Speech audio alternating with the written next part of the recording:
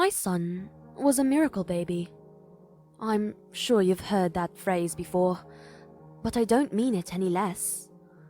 My wife and I tried for years to have a baby and realized that it just might not be in the cards for us 15 years into the process. We tried everything: fertility clinics, drug trials, IVF, the works. Then, one day, after we have resigned to a life of not being able to share our DNA with the world, we found out that she was pregnant. After calling our doctor, it was decided that bed rest would be best for my wife. We didn't want to take any chances, and I spent the time doting on her and catering to her every need, willingly, of course. When he finally arrived, I was overcome with joy. My wife and I chose to name him Grayson, after her deceased father Gary, but modernized. It may not have been my first choice, but I wasn't about to argue with her. And besides, I could have named him Meatloaf for all I cared. I had a child, my own flesh and blood. Things were normal with him for a while, but I'm sure you can tell that didn't continue. He learned to talk, walk, and pretty soon he was starting preschool. Then we started to notice his quirks when he was 4. It started with little things like, "I remember being here," or "This was where I blank." Things we could chalk up to a child's imagination. However, when my wife and I became concerned was when the statements became a bit more specific and were about things a 4-year-old shouldn't know. We were driving, taking back roads to visit my parents when Grayson said, "Mummy, Daddy, this is where we found my puppy. Do you know he came from a puppy mill? That's where they hurt dogs, sometimes cutting off body parts or forcing them to stay in their own shit." "Grayson!" my wife said. "What are you talking about? And you should know not to use potty words. You should know better." We had this conversation about potty words after my wife uttered some exploitative after dropping and shattering some wine glasses. "I'm sorry, Mummy. I just wanted to tell you where my puppy was from. He was brown and black with one white spot on his nose." "Okay, sweetie," she said, "but I don't want to hear you talking about such bad things. Hurting dogs is not a nice behavior, and I don't want you scaring other people. Okay?" "Sure, Mummy, but I can't wait to see Charlie again," he said cheerily before going back to looking at his picture book. "Damon, where would he have heard such a thing?" my wife said, looking at me, her brow furrowed in concern. "I'm not really sure. Maybe on TV. You know those ASPCA ads with the sad dogs?" I said, shrugging. I think she was more concerned about it than I was. We stayed overnight at my parents' and seemed to forget the whole incident. After packing up and saying goodbyes, the next morning, we set out again on those windy roads. I was lost in the music with my wife sleeping in the passenger seat and Grayson staring out of the window. I heard him mutter something under his breath and thought I heard him saying the name Charlie again. While this in itself wouldn't indicate a past life, it was just the beginning. Grayson began saying strange things when we were driving. Things like, "This is where Charlie got run over," and "This is where I met my best friend." But worst of all, "This is where my mama died." Things that even the most imaginative of children shouldn't be saying. We grew more concerned and brought him to a child psychologist. They concluded that nothing was wrong, that Grayson was just a product of a modern age where kids heard some messed up things.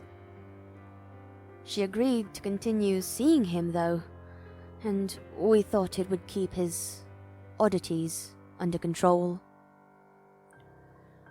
My wife was not fully satisfied though, and began researching kids who would say weird things like this. We stumbled upon the world of past lives and began reading. I must admit, I was not the biggest believer in things like these, but my wife was enthralled. Whether or not Grayson had this condition, so to say, it satisfied her and helped her believe he was normal. One day, while driving to get ice cream from a new place, taking roads we hadn't travelled before, Grayson pointed out the window and said, "Look, Mummy, that's where I lived without you. My blue room was awesome." She turned her head towards me and said, "We have to find out who lived there. He has to be remembering something else, something from before." I sighed and said we could look into it later, but to not discuss it in front of him. After poring through Google later that night, we didn't find much. I doubted most towns have public records on the internet of who lived where, but I let her try, hoping it would soothe her.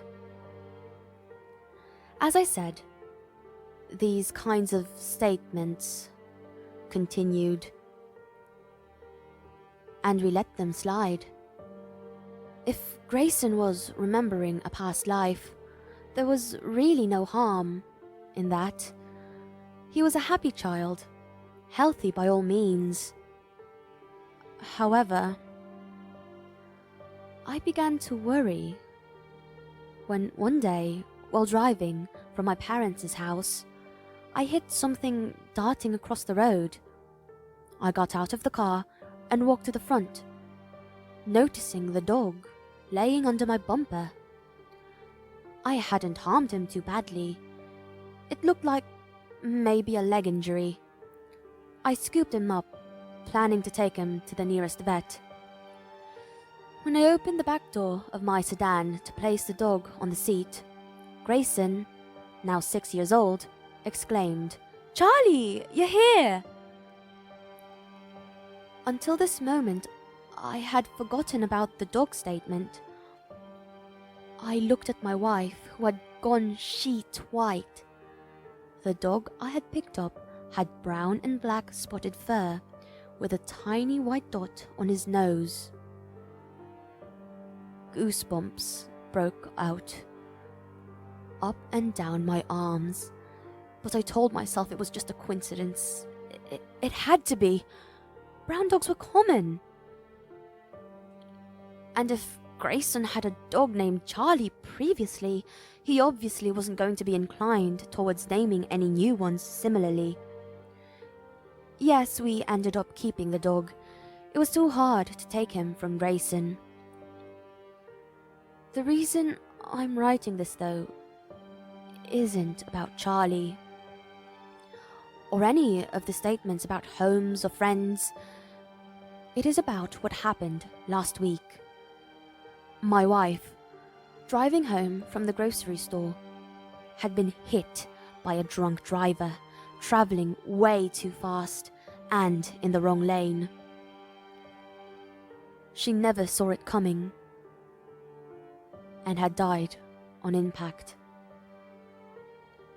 I got the call and rushed over to the site, praying it wouldn't be her, that someone had stolen her purse, that she was okay.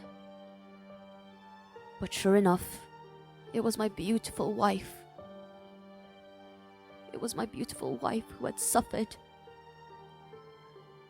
Through the pain of planning a funeral and breaking the news to Grayson, I missed a detail.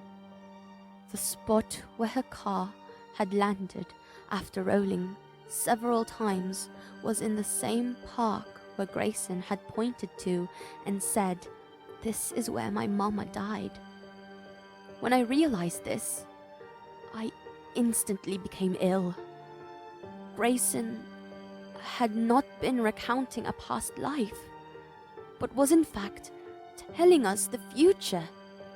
He knew about Charlie, he knew about the playground where he met Matt, his new bestie, and he knew where my wife would meet her end. It was too much. Not everything he had said had come true, but I'm sure in time it will. So many other things have. While knowing what is to come scares me, what frightens me the most, and what makes my very being tremble, is what Grayson had said last week while driving through the woods. "This is where I hid my first body,"